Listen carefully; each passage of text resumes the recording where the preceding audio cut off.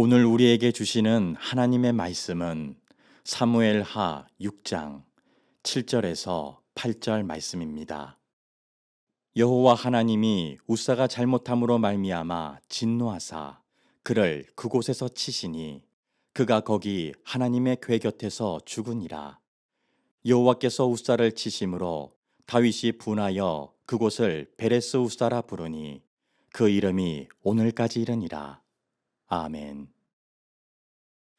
제가 최근에 읽은 책 가운데 나이 50부터는 인생관을 바꿔야 한다라는 책을 읽었는데 이 내용이 몇 가지 공감이 좀 됐습니다. 사람이 한 50쯤 되면 자기가 원래 가지고 있는 인생관을 조금 수정해야 된다. 자기 계획, 자기 꿈, 또 뭐 이런 관계 이런 걸 조금 수정해야 된다, 이런 내용입니다. 왜 그러냐면 보통 40대까지는 우리가 가정에서나 사회에서 주역으로 인정을 받는 반면에 50대가 되면 자연스럽게 은퇴를 고민하고 사회에서는 퇴직을 고민하는 시기입니다. 가정으로 가면 50대가 되면 이제 자녀들을 우리가 돌볼 수 있는 역할이 점점 줄어들죠. 부모의 손을 떠나서 자녀들이 많이 장성하는 나이니까. 또 중요한 것은 50대가 되면 건강상 최소한 몸에 누구든지 한두 가지의 병을 갖게 됩니다. 그래서 나이가 먹어가는 것은 결국 자신의 에너지도 떨어지고 사회에서 나를 바라보는 시선도 달라지기 때문에 조금은 젊을 때의 생각을 내려놓고 변화를 줘야 된다. 근데 이걸 잘 못한다는 거예요. 왜 그러냐면 50대, 60대가 되었는데도 나는 아직도 청춘이라고 생각한대요. 내 팔팔했던 시절, 그리고 내가 왕성했던 때를 자꾸 기억하면서 현재 내 모습을 받아들이지 않는 거예요. 이걸 인정한다는 게 너무 자존심 상한다. 그래서 지금의 자신의 모습을 수용하지 않고 가장 좋았을 때 자신의 모습을 생각하면서 변화를 부인하는 존재들.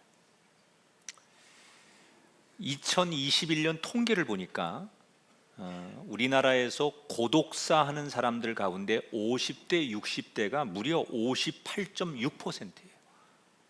이게 70대, 80대가 고독사가 많은 게 아니라 5, 60대가 고독사가 제일 많은데, 그 이유가 전문가들은 지금 조금 전에 말씀드린 대로 달라진 상황을 받아들이지 못하고 여전히 내 자존심이 인정하지 않기 때문에 그냥 고립되어서 그렇게 생을 마감하는 분들이 많다는 거예요.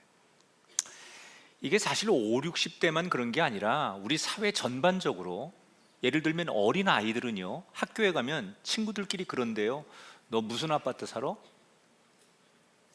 너네 집 평수는 어떻게 돼? 이런 것 가지고 아이들끼리 자존심 싸움을 한대요.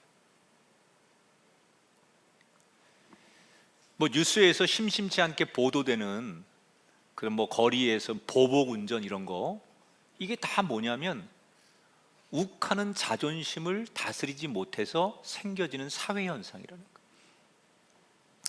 사실 이거를 극복하지 못하면 하나님이 우리에게 너 정말 행복한 인생으로 살다 와, 내가 너에게 가장 좋은 인생을 허락할게 라고 말씀하셨지만 우리가 그것을 누리지 못하는 거죠. 그래서 저는 오늘 이 자존심의 문제를 어떻게 극복해야 되나, 사무엘하 6장에 보면 다윗 이야기가 등장을 합니다. 다윗은 지금 현대인들은 교회를 안 다니는 사람도 다윗 그러면 성경에 나오는 유명한 왕, 이스라엘 역사에 등장하는 왕, 이렇게 알지요.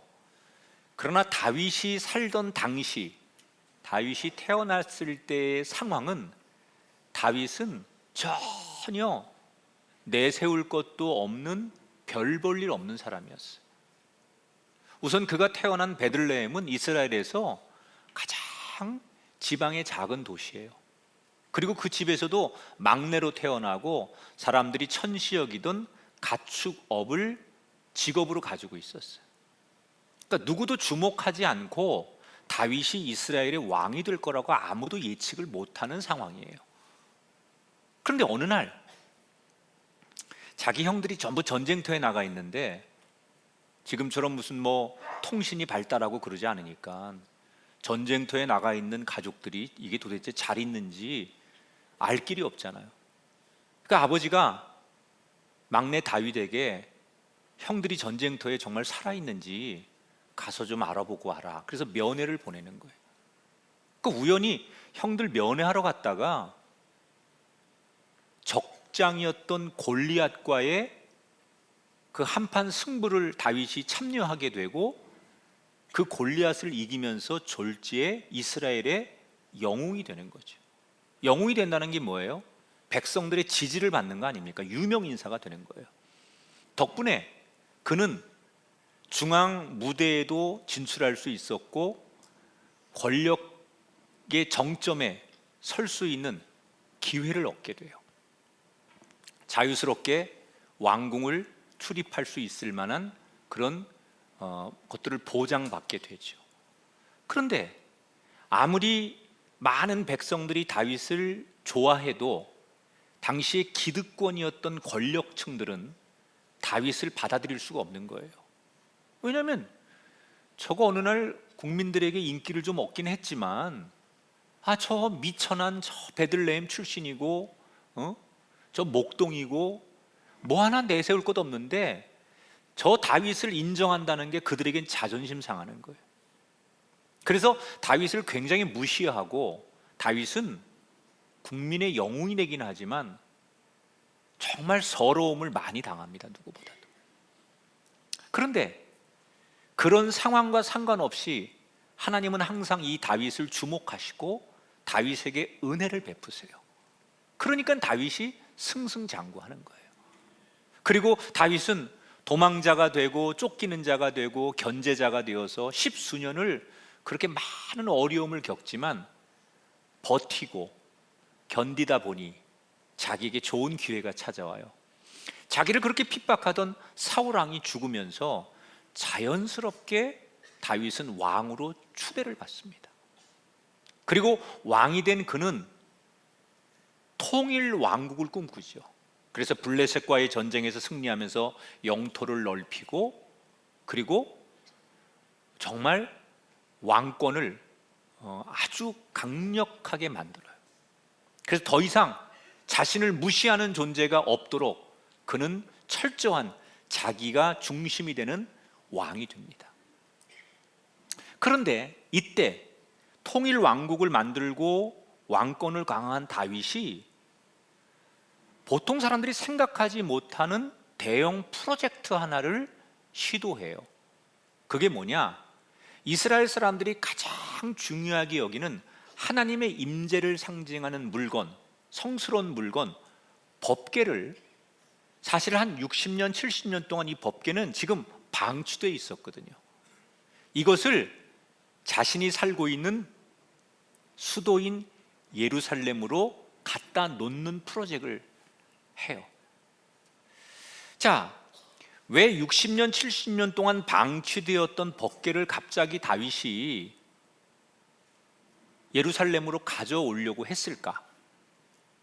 고대 사회에서는 신이 인정을 해야만 그 왕권이 정당화될 수 있다고 생각을 해요. 그래서 하나님의 임재를 상징하는 이 법궤를 수도에 가져옴으로써 하나님도 이 다윗을 왕으로 인정한다라는 정당성의 마침표를 찍고 싶었던 거죠. 그래서 이 프로젝트를 다윗이 친히 기획하면서 오늘 성경에 보니까 사실은 법궤라는 게 구약의 법궤는 현대인들이 쓰는 뭐 조그만 텐트만 한 거예요. 상징이니까. 그런데 그것을 옮겨오는데 군사를 3만 명을 동원합니다. 3만 명을 동원했다는 것은 자신의 힘을 과시하는 것도 있었지만 여기에는 사실 다윗은 좀 복잡한 생각이 있었죠. 이 법궤가 블레셋 적진에 넘어갔다가 적들이 감당을 못하니까 이걸 이스라엘에게 떠넘겼는데 아무도 안 가져가려고 하다 보니 이게 블레셋과 이스라엘의 딱 국경지대에 있었거든요. 거기서 수도 예루살렘까지는 15km 정도 되는데 혹시라도 이 법궤를 가져오는 동안 블레셋 군인들의 침공이라든지 또 뭐 어떤 군사적인 충돌이 있을 수도 있겠다라는 생각 때문에 과할 정도로 많은 군인을 동원하는 거예요. 그리고 정말 이 축제의 의미를 살리기 위해서 지금으로 말하면 오케스트라, 정말 악기를 다루는 사람들을 다 동원해 가지고 길거리에 그 행렬에 배치를 해요. 그리고 많은 백성들이 동원돼요. 그리고 이 법궤를 실어오는 수레를 새로 제작하게 됩니다. 드디어 모든 준비가 끝나서 법궤를 새로운 수레에 싣고 출발을 합니다. 이때 이 법궤가 있었던 집의 두 아들인 우사와 아효가 앞과 뒤에 서서 함께 행렬에 동참을 합니다. 자, 사람들이 환호하고 또 막 구경하고 그리고 여기저기서 오케스트라의 풍악이 울리고 비포장도로니까 비록 덜컹덜컹은 하지만 생각대로 이 법궤를 실은 수레는 잘 아무 탈 없이 운반되고 있었어요. 그런데 얼마쯤 지났을 때 나곤이라고 하는 사람의 타작마당에 딱 이르렀는데 수레를 끄는 소가 갑자기 뭐에 놀랬는지 날뛰기 시작하는 거예요. 그러니까 소가 날뛰니까 뒤에 있는 수레가 움직이면서 법궤가 흔들리고 떨어질 것 같으니까 그 뒤에서 법궤를 지키고 가던 우사라고 하는 사람이 엉겹결에 떨어지는 법궤를 붙잡으려고 갖다 손을 댔습니다. 그런데 모든 사람들이 지켜보는 그 자리에서 이 우사라는 사람이 객사를 해요. 너무 사람들이 충격에 빠진 거예요.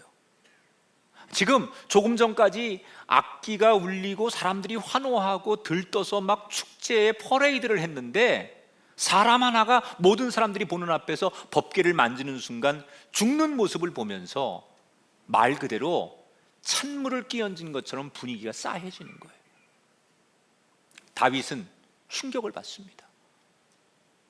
황망해지는 거죠. 황당하기도 하고 이 법궤에 대한 두려운 마음도 생기는 거예요. 다윗의 마음은 어떤 거였냐면 하나님 너무하신다. 법궤에 손을 대면 안 되는 건 알지만 이거는 누가 봐도 선한 의도고 하나님 조롱하려고 하는 게 아니라 오히려 하나님을 높이려고, 만약에 소가 움직여가지고 이 법궤가 수레에서 떨어져가지고 깨지면 그것보다는 이 법궤를 지키는 게 나으니까 저 우사가 법궤를 지키려고 갖다 손을 만진 건데, 그랬다고 해서 이 우사를 죽게 만들어서 모든 사람들을 이렇게 낙심하게 만드는 하나님을 다윗은 이해하지 못하는 거예요. 그래서 더 이상 법궤를 이동시키지 않고 중단합니다. 그 자리에서 나 더 이상 이 법궤 이동하는 거 못하겠다. 그리고는 이 법궤를 길에다 그냥 방치할 수 없으니까 오벳 에돔이라는 사람의 집에 맡겨둬요. 그리고 다윗은 돌아가는 거예요. 자, 여러분, 저는 다윗의 마음을 100번 공감이 돼요. 의도가 나쁜 게 아니잖아요. 누구라도 그 상황이 되면 그렇게 할 거 아닙니까?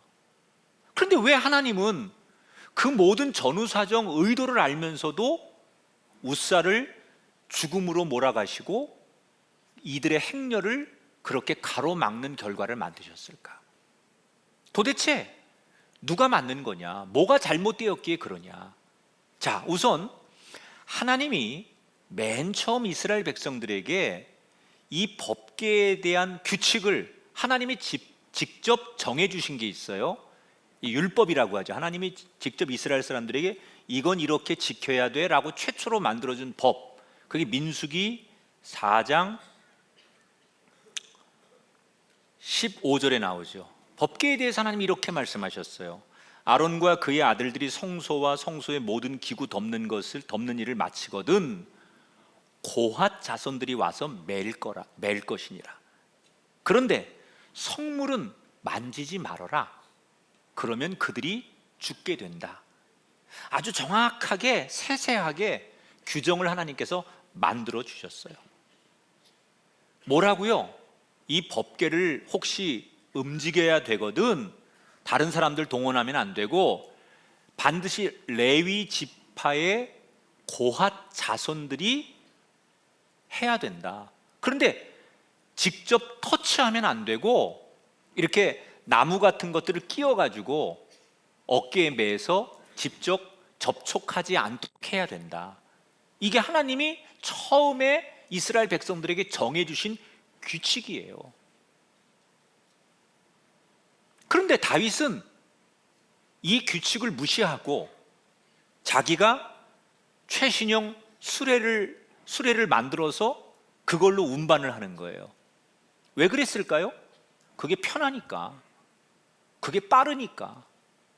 사람이 메고 가는 거 불편하잖아요. 그건 구시대적인 거예요. 지금 시대에는 사람들이 메는 것보다 마차가 끌고 가는 게 빠르고 이러니까 당연히 다윗 입장에서는 빠르고 편리한 것을 선택한 거예요.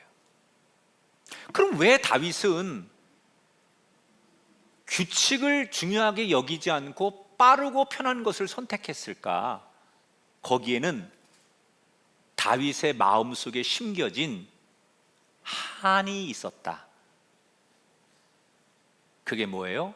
앞서 말씀드린 대로 다윗은 왕이 되는 과정 속에 누구보다 서러움을 많이 당했어요. 그리고 왕이 되는 시간이 오래 걸렸어요. 그래서 지난날에 자기가 겪었던 그 아픔, 서러운 한이 늘 마음속에 있었던 거예요. 그런데 이제는 내가 모든 힘을 가지고 있기 때문에 비로소 사람들에게 내 존재를 드러내고 싶은 거예요. 빨리 법궤를 가져와서 하나님도 인정하는 내가 진짜 왕이라는 것을 사람들에게 자랑하고 싶은 마음이 그 마음속에 숨겨져 있었던 거죠. 왜? 지난날에 한이 서려 있었기 때문에. 여러분 보세요. 축구 경기에서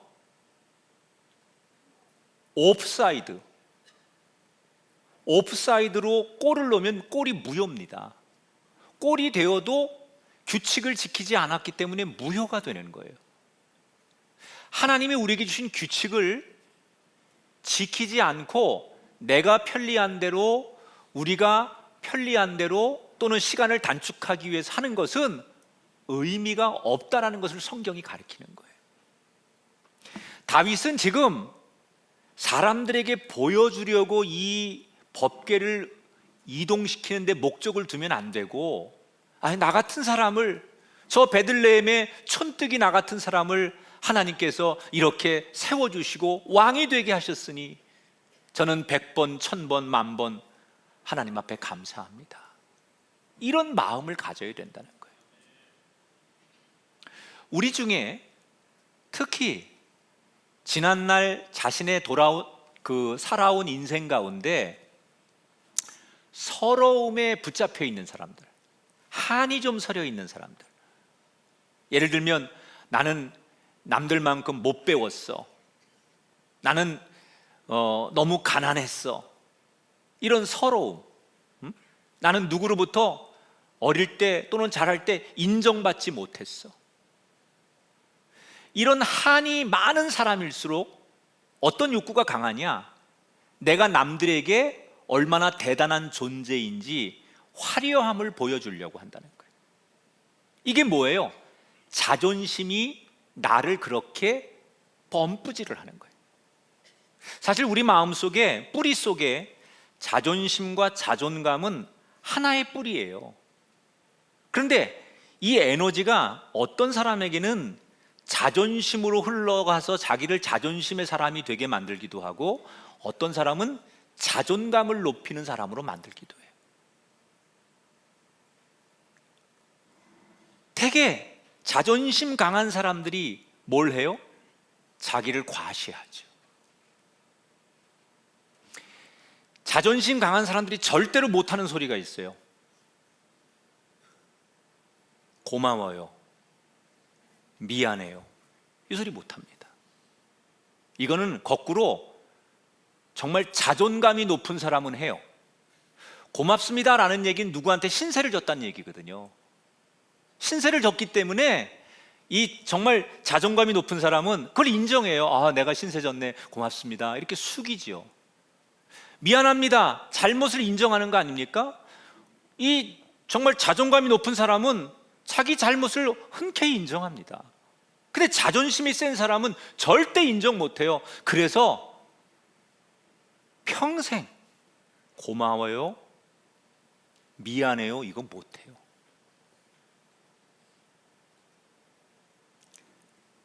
부부끼리도, 부모 자녀 사이에도 자존심이 개입되면 이 말을 못하더라고요. 한번 옆 사람한테 해보세요. 고마워요, 미안해요. 벌써 여러분 마음이 없어요. 마음이 없어요.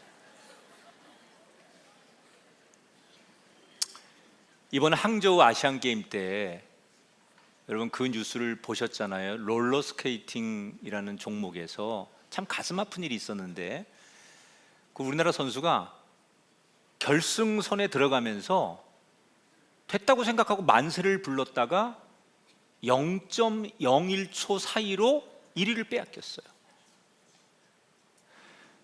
이게 팀 경기였는데 자신과 동료 선수가 금메달을 따면 병역 혜택을 받는 거예요. 근데 마지막에 아니 됐다 생각하고 만세를 불렀는데 옆에 선수가 다리를 쭉 내미는 바람에 진짜 0.01초로 금메달을 뺏긴 거예요. 그래서 이 선수가 울먹이면서 대국민 사과를 했어요. 근데 거기다가 또 어떤 사람들이 그 선수의 SNS에 찾아가 가지고 악성 댓글을 남기고 뭐 그러는데, 그러면 안 되죠. 정말 이 선수가 그런 자기 잘못을 인정하고 실수를 했는데 이런 것들을 교훈 삼아서 다시 잘 일어날 수 있도록 오히려 품어주는 역할을 해야죠. 근데 저는 사실 이런 것들이 우리들에게 주는 교훈이 많다고 생각해요. 누구든지 그 정말 아시안 게임에서 금메달을 따기까지 얼마나 지난날 땀을 많이 흘리고 연습량이 많고 나름대로 별 생각이 다 들었겠어요. 그 순간에 얼마나 서러움도 많았겠으며 말 못할 사정이 많았겠어요. 그런 것들이 순간 주마등처럼 확 지나가면서 아 이제 됐다라고 생각하는 순간, 내가 됐다, 만세를 부른다는 건 좋다라는 의미도 있지만 자랑하는 의미도 있는 거죠. 근데 인간은 누구나 다 그 상황이 되면 그렇게 하지 않겠어요? 결국 우리에게 주는 교훈은 만세를 부르는 것보다 겸손해지는 게 진짜 1등이 되는 길이라는 거예요. 제가 아는 목사님 가운데 제가 참 이렇게 그분 얘기를 들으면서 감동이 된 얘기를 하나 들은 적이 있었는데, 이분은 젊을 때는 목회가 너무 안 돼가지고 계속 교회가 개척교회, 작은 교회, 미자립 교회를 평생 목회하셨어요. 그런데 60이 넘어서 교회가 좀 부흥한 거예요. 좀 아쉽죠? 젊을 때 교회가 부흥하고 젊을 때 자기가 생각한 대로 목회 열매가 있었으면 좋았을 텐데 60이 넘어서 이제 은퇴가 얼마 안 됐는데 그때서 교회가 부흥되니 아쉽기는 해도, 그래도 자기 생애에 자기도 교회를 부흥시켜본 목사님이라는 그런 긍지를 갖게 되는 거예요. 그런데 이 목사님이 평생 작은 교회만 하다가 어느 날 교회가 조금씩 부흥되고 사람이 모이니까 너무 행복해요. 그런데 그 행복함이 약간 어깨를 으쓱하게 하는 정도를 지나서 어깨에 힘이 들어가는 거예요. 여러분, 어깨가 으쓱하는 거하고 어깨가 힘 들어가는 건 종이 한 장 차이예요. 이걸 구분한다는 건 정말 훌륭한 사람이에요. 어깨 으쓱과 어깨 힘 들어가는 건 잘 몰라요, 자기는. 근데 자기도 모르게 나도 이제 우리 교회가 부흥하는 교회고 나도 사람들에게 할 말이 있는 목사야 이러면서 어느 날 자기도 모르게 어깨에 힘이 들어가는 거예요. 목사님이 자기는 모르는 거예요. 그런데 어느 날 운전을 하고 가는데 어떤 젊은 사람이 오토바이를 타고 너무 난폭 운전을 하더래요. 그래가지고 자기가 정말 큰 사고가 날 뻔한 거예요. 목사님이 너무 화가 나서 크락션을 팍 울리면서 창문을 열면서 어떻게 젊은 사람이 이렇게 운전해서 나 큰 사고 날 뻔하지 않냐고 놀래서 이 목사님하고 이제 항의를 한 거죠. 그런데 이 젊은 친구가 그냥 가나요? 막 그리고 둘이 막 이제 시비가 붙은 거예요. 근데 목사님이 그 순간 너무 자존심이 상하더래요. 이 젊은 친구가 나이 많은 자기한테 그렇게 대하는 것도 그렇고 분명히 자기가 100% 잘못했는데 이게 오히려 막 자기를 막 그렇게 대하는 게 너무 화가 나서 자존심 상해서 경찰에 신고를 했대요. 그리고 경찰서로 간 거예요, 같이. 그래 앉아가지고 씩씩거리면서 목사님이 내가 반드시 이 녀석 버릇을 고쳐놓겠다. 내가 책임을 묻겠다. 블랙박스도 있으니까 내가 다 모든 걸 하겠다. 그리고 막 씩씩거리고 앉아있는데 이제 조서를 꾸미는데 경찰분이 그러더래요. 직업이 어떻게 되세요? 그래서 목사라고 이야기를 하는 순간 내가 목사니까 목사입니다 라고 이야기를 하는 순간 동시에 자기 마음속에 어떤 음성이 들리더래요. 어떤 음성이 들리느냐? 너는 누구를 위해 일하는 목사니? 너 자랑하려고 목사하니? 나를 위해서 목사하니? 그런 음성이 들리더래요. 그때 이 목사님이 마치 유리가 깨져서 파편이 산산조각 나듯이 자신이 그동안 알고 있었던 것, 생각했던 것들이 와르르 무너지는 거예요.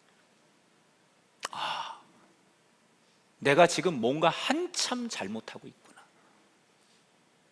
지금 내가 겨우 요거 몇 년 동안 목회가 좀 된다고 의시되면서 나도 모르게 어깨에 힘을 주고 나를 자랑하고 있구나. 그것이 오늘 이 사건에 내 자존심을 드러내는 그런 것들이 그냥 생긴 게 아니라 지금 평상시의 나의 모습이 오늘 나를 이렇게 만든 것이다. 내가 더 겸손했어야 되는데. 그러면서 그날의 그 수치스러운 것을 잊지 못하는 거예요. 그날 잘 마무리를 하고 돌아오셔서 은퇴할 때까지 이 목사님은 그날의 사건을 늘 자기의 십자가의 흔적처럼 생각하면서 그래, 겸손해야지. 자존심을 내세울 일이 있어도 그날의 그 사건을 떠올리면서 그 유혹들을 이겨내면서 정말 자기가 생각하는 행복한 목회를 은퇴까지 하셨다는 거예요. 우리 가운데는 누군가에게 떵떵거리고 싶겠죠. 특히 나를 너무 서럽게 하고 힘들었던 그 사람에게 보란듯이 뭔가를 보여주고 싶은 마음이 있을 거예요. 여러분, 그건 유혹입니다. 만약에 그런 마음이 들수록 한 번 더 하나님 앞에 겸손을 떠올리며 하나님, 저를 겸손하게 해주세요. 내 힘을 들여서 꾸미는 인생이 아니라 주께 내 힘을 드리는 인생이 되십시오. 그러면 하나님이 여러분을 자연스럽게 높이십니다. 시소와 같아요. 내가 하나님을 높이면 하나님이 나를 높이십니다.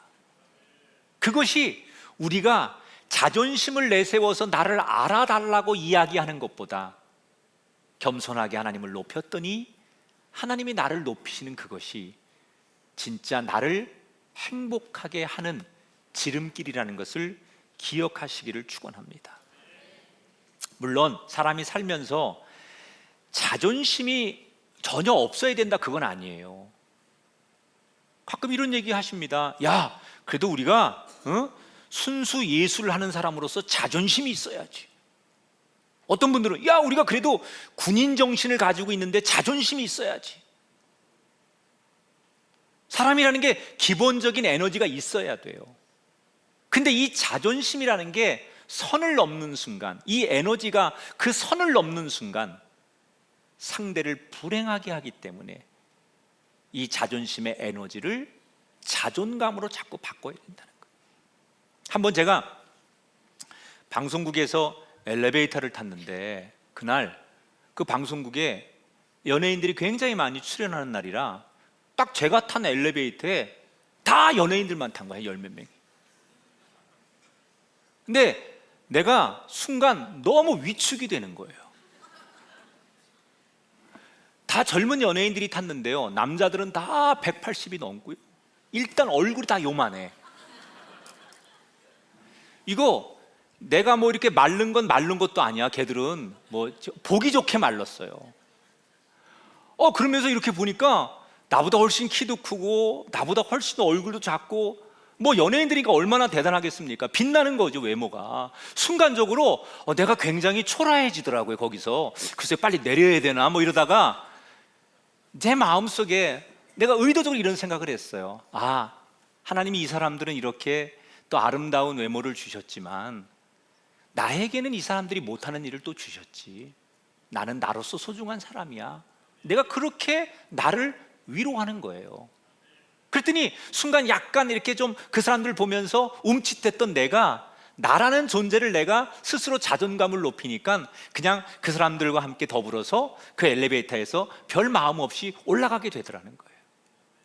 여러분에게는 여러분만이 갖는 하나님의 은총이 있어요. 남들이 못하는, 여러분만 잘할 수 있는 하나님의 은혜가 여러분에게 있어요. 누구하고 굳이 비교하지 않아도 여러분 자체로 소중한 거예요. 자존심 상해하지 마시고 나는 나로서 소중한 존재야, 이런 마음을 늘 가지셔서 여러분 인생을 항상 이렇게 좀 자존감이 높아지는 쪽으로 여러분 인생을 몰아가시게 되기를 주의 이름으로 축원합니다. 자, 이 웃사가 죽은 사건을 본 다윗은 하나님 앞에 너무 분노하고 원망해서 법궤 운반을 중단했잖아요. 그러나 마음이 찜찜한 거예요. 그래서 신하들에게 묻는 거예요. 야, 그 법궤는 어떻게 됐어?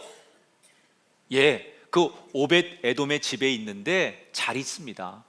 그런데 그 오벳 에돔이라는 사람이 법궤를 억지로 맡았는데 그 법궤를 맡은 날부터 그 집에 하나님께서 좋은 일을 굉장히 많이 주신답니다. 이런 이야기를 다윗이 계속 듣는 거예요. 오벳 에돔이라는 사람의 집에 법궤를 그냥 강제로 맡겼는데 그때부터 오벳 에돔의 집이 축복을 많이 받는다는 얘기를 계속 다윗이 들으면서, 그래, 그 법궤를 모셔오는 것이 내가 할 일이다. 다윗이 그렇게 뉘우치고 생각을 바꾼 다음에 오벳 에돔의 집에 3개월을 머문 그 법궤를 다시 예루살렘으로 가져오기로 결심합니다. 그래서 2차 프로젝트를 진행하는 거예요. 그런데 1차 때는 뭐 규정 이런 거 안 보고 자기 생각대로 자기 계획대로 뭐 최신형 수레를 만들고 그렇게 했잖아요. 그런데 이번에는 아니에요. 율법을 꼼꼼하게 규칙을 보는 거예요. 그리고 하나님이 정해주신 방법대로, 좀 귀찮고 더디더라도 그 방법대로 해라. 그래서 수레 대신 사람들이 직접 메고 가는 방식으로 준비를 해요. 그래서 석 달 만에 이 법궤가 다시 예루살렘으로 출발을 하는 거예요. 혹시 또 무슨 어려운 일이 생길까 사람들이 두려워하고 다윗도 두려워서 6발짝을 움직여보고 하나님 앞에 기도를 드리는 거예요. 그런데 별일이 없어요. 또 6발짝을 움직여서 하나님 앞에 기도를 드리는데 또 별일이 없어요. 이렇게 몇 번을 반복하니까 하나님께서 우리가 이렇게 하는 것을 원하시는구나 라는 확신이 들면서 그때부터 예루살렘으로 들어오는 이 법궤의 행렬 앞에 사람들이 다시 노래를 부르고 춤을 추고 기뻐하는 거예요. 그런데 이때 그 백성들이 기뻐하는 모습을 보면서 그 음악 소리에 다윗도 너무 기쁘니까, 마음 졸이다가 이게 너무 기쁘니까 자기도 백성들 앞에서 막 춤을 추는 거예요. 여러분, 우리가 은혜 받으면요, 목사님이고 장로님이고 다 그런 거 없잖아요. 우리 은혜 받으면 교회에서 할렐루야 할렐루야 막 일어나서 우리 이렇게 율동도 하고 박수도 치고 다 하죠. 은혜를 받아봤어야지, 여러분들. 은혜 받으면 뭐 없어요. 은혜 받으면 막 손 들고 찬송도 하고 막 율동도 따라하고 막 그러잖아요. 그 은혜 받으면 그러는 거예요. 다윗이 은혜가 임하니까 내가 왕이고 뭐고 그런 거 없어요. 백성들하고 함께 너무 깊은 거예요. 그러니까 막 손을 들어 찬양을 하고 노래를 부르고 막 춤을 추니까 그 옛날에 고대 사람들이 입는 그 의상은 에봇이라고 해서 왕들이 이렇게 고대 사람들이 입는 그 원피스 같은 옷이죠. 이걸 입고서 막 춤을 추니까 겨드랑이도 보이고 뱃살도 보이고 그럴 거 아닙니까? 사실은 왕이라고 하는 존재는 백성들에게 그런 모습을 보이면 안 돼요. 그런데 너무 은혜를 받으니까, 너무 기쁘니까, 하나님 앞에 춤추고 노래하니까 내가 그런 걸 보이는지 또 보인다 한들 별로 중요하지 않게 기뻐하는 거예요. 그래서 정말 누구든지 다 그 자리에 있는 사람들이 기뻐하며 축제로 이 법궤가 예루살렘으로 들어오게 돼요. 그런데 이렇게 이야기가 끝나는 듯 하는데 성경에서 이 프로젝트가 마감이 됐는데 성경에 재미있는 에피소드 하나를 소개해요. 자, 법궤가 예루살렘으로 이렇게 이동하는 동안에 이 잔치에 함께 참여하지 못하고 멀리서 이 장면을 심란하게 보는 한 사람이 있었어요. 그가 누구냐? 사울의 딸이자 지금 다윗의 부인이었던 미갈이었어요.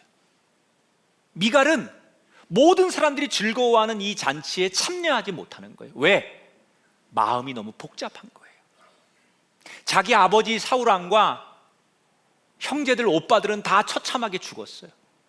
쉽게 말하면 자기 가문은 완전히 망한 거 아닙니까? 그리고 자기 아버지와 적이었던 남편이 이제 이 나라의 왕이 된 거예요. 망한 왕가의 딸과 새로운 왕의 부인, 그 중간에서 미갈은 기분이 묘하고 심란한 거예요. 그런 마음으로 이렇게 보고 있는데 다윗이 저 거리에서 백성들과 함께 막 속살을 드러내고 뱃살을 드러내면서 춤을 추는 걸 보면서 미갈이 이렇게 중얼거려요.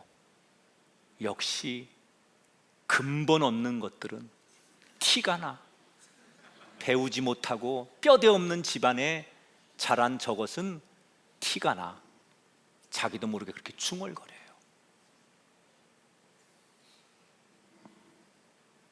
이게 뭐예요? 남편을 인정하지 않는 우월감에 있는 거예요. 지금 내가 다윗이라고 하는 사람의 부인의 위치가 아닌 과거에 사울 왕가의 딸로서 자기를 여전히 생각하는 거예요. 망한 과거의 영광을 붙잡고 우월감으로, 자존심으로 지금의 남편을 비웃는 거예요. 그런 마음이 늘 있었기 때문에 그렇게 남편을 바라보던 그날, 남편이 딱 들어오자마자 아니나 달라 혼자 중얼거린 것으로 끝나지 않고 남편에게 당신 뭐 하는 짓이냐고, 내가 창피해서 얼굴을 못 들고 산다고 말이야. 어떻게 왕이 백성들 앞에 속살을 드러내고, 그게 어디 저 동네 삼류 건달들이 술 먹고 술 취해서 하는 짓이지 왕이 할 짓이냐고. 그러면서 다윗을 쏘아붙입니다. 완전한 자기의 우월감. 나는 너하고 달라. 나는 어릴 때부터 이 왕가의 교육을 받고 전통 있는 가정에서 나는 이렇게 자란 나고 너는 근본 없는 사람이니 달라라는 이 우월감으로 결국 터질 게 터지는 거예요. 이때 다윗이 안색이 변해 자기 아내 미갈에게 강력한 한마디를 남겨요. 사무엘하 6장 21절. 이는 여호와 앞에서 한 것이니라. 그가 네 아버지와 그의 온 집을 버리시고 나를 이스라엘의 주권자로 삼으셨으니 내가 여호와 앞에서 뛰놀리라. 그래, 네 말대로 나는 근본도 없고 별것도 없는 존재였는데 나 같은 이렇게 정말 아무것도 아닌 이런 존재를 하나님께서 어여삐 여기셔서 이 나라의 왕으로 세웠는데 내가 그 하나님을 위해 지금보다 더한 걸 못하랴. 나 같은 사람을 인정해주고 사랑해 주신 하나님 앞에 내가 이것보다 더한 것을 못하겠느냐? 그러면서 우월감으로 자신을 인정하지 않는 미갈을 더 이상 상종하지 않겠다고 말을 해요. 그리고 이 미갈은 그 이후에 평생을 불행한 여인으로 살아요. 남편에게 버림받고 하나님으로부터 징계를 받아서 평생 자식 없는 여인으로 힘들게 살아가죠. 만약에 이 미갈이 우월감이 아닌 자기 남편을 정말 존중하고 자기 남편을 세워주고, 우월감이라는 게 위에서 이렇게 보는 거 아닙니까? 위에서 이렇게 내려다보는 거잖아요. 이렇게. 근데 그런 시선이 아니라 understand, 같은 시선으로 바라볼 수 있는 배우자가 됐다면 그의 인생은 어떻게 됐을까? 우리가 정말 조심할 게 있어요. 과거는 우리에게 소중한 겁니다. 그러나 그 과거가 나를 우월한 존재로 만드는 데 쓰이면 안 돼요. 그 에너지가. 내가 왕년에 말이야, 내가 옛날에 말이야, 내가 젊을 때 말이야, 내가 했던 일, 내가 누렸던 것을 자랑하며 그 우월감과 자존심으로 주변을 깔보고 무시하는 사람이 되면 정말 불행해집니다. 여러분, 우월감을 가지면 자기는 위로가 돼요. 내가 상대를 무시하면서 아유 저거 학교 다닐 때 공부도 지지리 못하고 저거 그랬는데 남편 잘 만나가지고 저게 아유 눈꼴 사나워. 그러면 그런 마음을 먹으면 내 마음은 위로가 돼요. 근데 내 마음만 위로가 되지 현실 속에는 달라지는 게 아무것도 없어요. 인정하는 거예요. 저 사람이 그럴 만하니까 복을 받았겠지. 저 사람도 저렇게 되기까지 얼마나 노력하고 애썼겠어. 인정하는 거예요. 그렇게 바라봐 주는 거예요. 우리 그 어른 세대가, 부모 세대가요, 젊은이들한테 인기를 얻는 것 중에 딱 이 말만 안 하면 돼요. 그러니까 다른 말은 웬만큼 해도 되는데 이 말은 절대 하면 안 돼요. 젊은 세대들에게 인기를 좀 얻고 싶으면 어디 가서 절대 이 말 하면 안 돼요. 그게 뭐냐? 라떼는 이 말 하면 안 돼요. 야, 아버지 때는, 야, 라떼는. 이 말을 젊은이들은 어떻게 받아들이냐면 그 말을 하는 기성세대가 과거에 대한 우월감, 내가 이룬 것에 대한 우월감에서 이런 말을 한다고 생각해요. 그 내용이 좋은 말이냐 옳은 말이냐 뭐 잘못된, 이거 신경 쓰지 않고요, 라떼는이라고 말을 하면 우월감에서 갑의 위치에서 나에게 이야기한다고 받아들여요. 그 대화가 안 되는 거죠. 그 상대가 소통이 안 되니까 그런 언어는 쓰지 않는 게 좋다는 거죠. 또 집에 가서 야 목사님이 그러는데 그것도 안 돼요. 일로 와봐. 목사님이 그러는데 라떼는 하지 말래. 나 이제 라떼는 안 할 건데. 이러면서. 이 소통의 방식에 문제가 있는 거예요.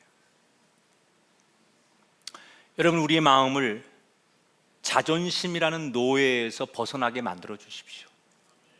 여러분의 인생을 그 자존심이라는 우월감의 노예에 묶여서 끌려가지 않도록 자유한 인생이 되기를 축복합니다. 정말 이 사람이 자존감을 좀 높이려면 뭐가 필요할까? 제가 이렇게 봤더니요, 조금 의미 있는 인생을 살면 되는 것 같아요. 의미 있는 인생. 그러면 사람이 자존심보다는 자존감이 높아지는 것 같아요. 근데 의미 있는 인생을 살려고 그러면 사람들이 되게 어려운 일을 해야 된다고 생각해요. 의미 있다는 건요, 내가 누군가에게 고마워요, 감사해요 이 소리를 할 수 있거나 들을 수 있으면 그거 의미 있는 거예요. 예를 들어 볼까요? 제가 이런 적이 있어요. 아파트 1층에서 엘리베이터를 타는데, 저도 그런 걸 경험해요. 내가 이제 막 엘리베이터 쪽으로 걸어가는데 누가 엘리베이터를 타고 있는데 그 몇 초 사이에 문이 싹 닫혀서 올라가는 거야. 그러면 내려올 때까지 상당히 시간이 걸립니다. 근데 마음속에 내가 오는 걸 느꼈는데 저 사람이 문을 닫는 것 같은 거야. 다 해보셨잖아요, 여러분요. 근데 제가 그날 그런 걸 당해봤기 때문에 내가 타서 내가 올라가는 층수를 딱 눌렀는데 문이 막 닫히려고 하는데 저기서 누가 걸어오는 인기척이 들리는 거예요. 그래서 얼른 제가 다시 열린 버튼을 눌렀어요. 그리고 한 10몇 초 정도를 기다렸던 것 같아요. 그러니까 이분은 엘리베이터가 온 줄 모르고 천천히 오다가 내가 뒤늦게 엘리베이터를 잡고 있는 걸 알고서 거의 들어와가지고 아이고 죄송합니다, 아유 고맙습니다 그러고 인사를 하는 거예요. 저한테 모르는 분인데. 그런데 얼마나 보람이 되는지. 이야, 그 엘리베이터 타고 올라가는 순간 얼마나 내가 스스로 행복하고, 얼마나 내가 그 짧은 순간에 스스로 잘했다, 내가 저 사람한테 고맙다는 얘기를 들으면서 뿌듯한 거예요, 제가. 여러분, 이 시간 예배에 오셔서 난 오늘 예배가 참 의미가 있었어, 나는 이번 한 주간이 참 나한테는 의미가 있었어, 근데 그 사람 만나서 밥 먹고 차 마신 게 나한테 참 의미가 있었어, 이러면 사람이 자존감이 올라가요. 제가 이게 습관이 되니까요, 어느 교차로에서 차가 굉장히 병목되는데요, 그러니까 막 차가 이게 직진하고 차가 계속 끼어드는 차선이에요, 막 몇 개가. 근데 어렵게 막 이제 거기를 들어가는데 차가 계속 끼어들잖아요. 절대 안 껴주죠. 근데 저는 그냥 차가 끼어들면 자연스럽게 내가 갈 수 있으면 가는 거고, 끼어들면 굳이 끼어드는데 바짝 대가지고 못 끼어들게 그러고 싶지 않아서 그냥 보통 끼어들면 양보하는 쪽이 많아요, 저는. 그러면 그날 하여튼간 제가 한 20대는 양보했나 봐요. 그러니까 뒷차는 되게 욕했을 거예요. 저건 뭐하는 인간이야. 근데 저는 어떤 쾌감이 있냐면, 사람이 끼어들잖아요. 그럼 반드시 깜빡 그 비상 라이트를 켜요. 그게 무슨 신호예요? 아유 고맙습니다, 아유 감사합니다, 선생님 참 훌륭하시다, 그런 인사 아닙니까? 별것도 아닌데 너무 의미가 있는 거야. 사람들이 나한테 고맙대요, 나한테 감사하대요, 선생님 나 모르는데 나한테 그 깜빡하면서 시그널을 보내는 거예요. 의미가 있는 거예요.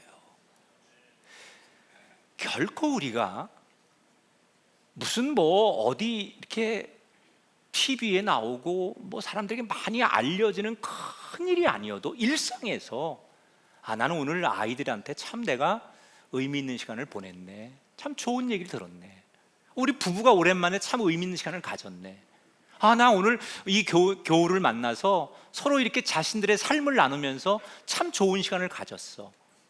이것이 자신의 존재를 높이는 길이라는 거예요.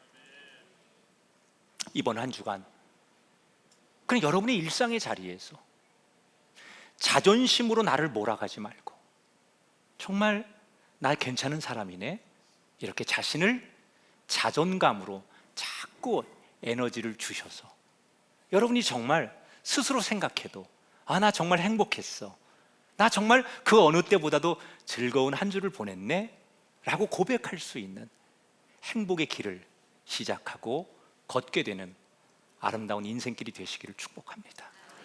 자존심 별거 아닙니다. 극복할 수 있습니다.